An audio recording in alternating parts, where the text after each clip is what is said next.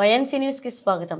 Kakinada Rangaraya medical కాలేజీలో జరిగిన ఘటనను పశ్చిమ గోదావరి జిల్లా శాసనసభ్యుడు హుండి రఘురామకృష్ణంరాజు అంబేద్కర్ ఫ్లెక్సీని అవమానించిన ఘటనను ఎస్సీ/ఎస్టీ టీచర్స్ అసోసియేషన్ సంఘాలు తీవ్రంగా ఖండించారు.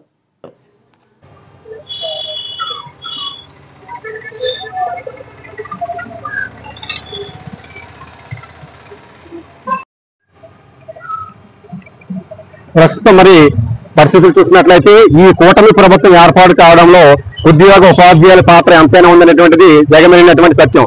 అటువంటిది ఈ 2-3 రోజులుగా మనం గత 2-3 రోజులుగా చూస్తున్నట్లయితే ఒక న్యూస్ మనకి ప్రచారం అవుతుంది. పైగా అందరికీ తెలిసినటువంటి అంశమే.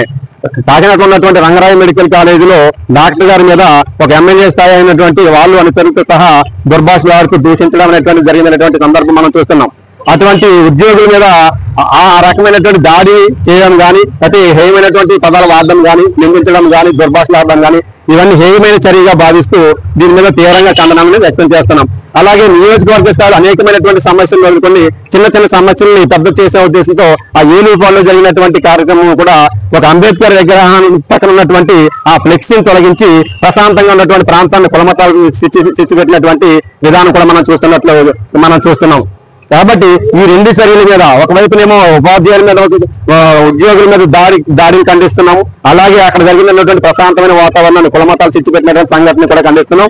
ఇటువంటి ఎమ్మెల్యేలు అందరూ కూడా తమ నియోజకవర్గాల్లో మంచి మంచి కార్యక్రమాలు చేయాలనేటువంటి కోరుకుంటున్నాం తప్ప ఇటువంటి దుర్మార్గమైనటువంటి చర్యలు పాల్పడతారనేటువంటి మేము అనుకోలేదు.